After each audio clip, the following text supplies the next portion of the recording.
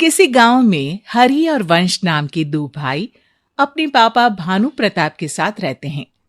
जहां वंश सुलझा हुआ और दयालु होता है, वहीं हरि बहुत घमंडी और बदतमीज होता है, जिस वजह से सब गांव वाले और भानु प्रताप वंश को ही पसंद करते हैं, जो हरि को बिल्कुल भी नहीं अच्छा लगता। अब तो हद ही हो गई। घर में तो सुनता ही था, अब गांव वाले भी वंश के राग गाने लगे हैं। अरे मुझे जल्दी ही इस वंश का कोई इंतजाम करना पड़ेगा, जिससे दोबारा कभी इसका नाम तक ना सुनना पड़े। इस नफरत और घमंड में हरि अपने ही छोटे भाई के खिलाफ प्लान बनाना शुरू कर देता है और अमावस्या की रात गांव के पीछे वाली पहाड़ी पर एक झोंपड़ी के सामने पहुंच जाता है।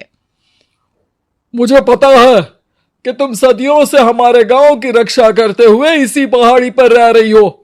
बाहर आओ।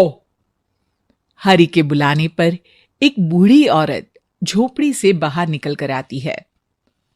मैं गांव की रक्षा करती हूँ, तेरी नौकरानी नहीं हूँ जो ऐसे बात कर रहा है। मुझसे इस तरह बात करने की तुम्हारी हिम्मत कैसे हुई? हिम्मत तो तूने की है, वो भी अमावस्या की रात को मेरे पास आने की। हाँ, क्योंकि मुझे तुम्हारी मदद चाहिए। मैं तुम जैसे कल पैदा हुए चूजों से बात नहीं करती, किसी बड़े और समझदार इंसान को भेजना। ऐसे कैसे बात कर रही हो तुम? मुझे जानती नहीं हो क्या? अरे सुन बे, अगर अब यहां से नहीं गया ना तो ये मैं हूं, ये मेरी झोपड़ी है और तुझे खाकर पार्टी करूंगी। चल भाग यहां से। खाना है तो खा ले, पर मुझे गांव को बचाने के लिए तुम्हारी मदद चाहिए, पहले वो कर दे।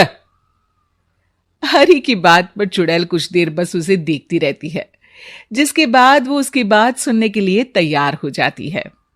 मेरे गांव में एक लड़का है जो हमेशा गांव वालों और अपने परिवार का बुरा ही चाहता है। उसके इरादे किसी भी तरह से अच्छे नहीं है, इसलिए तुम उसका कुछ कर दो। ये आजकल के निब्बे अंडे से बाहर निकलते नहीं और कांड करना चाहते हैं। और मैं तो गांव की भलाई के बारे में ही सोच रहा हूं। ठीक है, फिक्र मत करो ज्यादा। जो भी अपने परिवार और गांव का बुरा चाहता है वो मुर्गा बनेगा। तुम ऐसा करो, कल से उसे 10 दिन तक गांव के हर उस इंसान के घर लेकर जाओ जो मुर्गी पालते हैं। चुड़ैल की बात मानकर आगे कोई बात किए बिना हरि वहां से अपने घर वापस आ जाए। अगली सुबह हरि वंश को लेकर गांव घूमने निकलता है। भैया, आज आप मुझे लेकर घूमने कैसे निकल गए? अरे कुछ भी, आखिर तू मेरा भाई है। चल मुरारी चाचा के घर चलते हैं। पर भैया, वहां मुर्गी है और मुझे ना मुर्गियों से एलर्जी है। अरे कैसी बात कर रहा हूं वंश? उस एक फालतू चीज की वजह से अपने गांव के जान पहचान वाले लोगों से मिलने नहीं जाएगा क्या? अरे वो सब तुझसे कितना प्यार करते हैं, और एक तू है कि उनके घर तक नहीं जाता। इमोशनल सीधा सादा वंश भाई की बातों में आकर उस मुर्गी वाले घर में चला जाता है, जिसके बाद धीरे धीरे हरि उसे लेकर गांव की सब मुर्गियों वाले घर में जाता है। इसी तरह 3 दिन बीत जाते हैं, लेकिन वंश पर इस काम का कोई असर नहीं दिखने पर हरि परेशान होकर एक बार फिर चुड़ैल के पास पहुंच जाता है।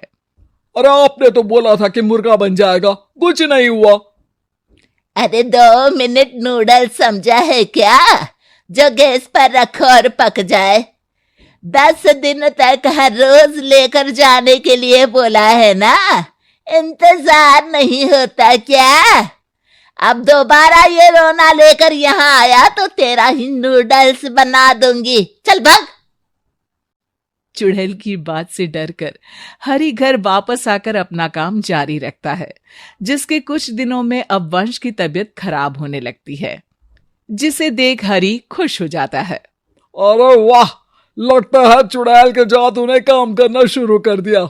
अब ये मर जाएगा और फिर मुझे ना इसका नाम और ना ही वंश की अच्छाइयों के पुराण सुनने पड़ेंगे। इतना सब होने के बाद भी हरी वंश को गांव के सब मुर्गी वालों घरों में लेकर जाना बंद नहीं करता, जिस वजह से 10वां दिन आते आते वंश बुरी तरह बिस्तर पकड़ लेता है। अरे चलो वंश, हमें बाहर जाना है। भैया, मुझसे खड़ा भी नहीं हुआ जा रहा। अरे ऐसे कैसे नहीं जाओगे, जाना ही पड़ेगा, आज आखिरी दिन है। अरे जब तुझे दिख रहा है कि उससे उठा भी नहीं जा रहा, फिर क्यों पीछे पड़ा हुआ है? और ये आखिरी दिन किस बात का है? पापा की बात से हरी आगे क्या बहाना बनाऊं की सोच में पड़ जाता है। अरे कुछ नहीं पापा, वो बस ऐसे ही। अब हरी जैसे ही वंश को बिस्तर से उठाने के लिए उसका हाथ पकड़ता है तो खुद मुर्गा बन जाता है और वंश बिल्कुल ठीक हो जाता है। ये सब देख भानु प्रताप और वंश हैरान रह जाते हैं। अरे ये क्या हुआ भैया, आप मुर्गा कैसे बन गए? पापा, भैया को ये क्या हो गया? घर में सब कंफ्यूजन में होते हैं कि चुड़ैल भी वहां पहुंच जाती है, जिसे देख अब सब डर जाते हैं। तुम यहाँ कैसे? तुम्हारा तो गांव में आना बंद है।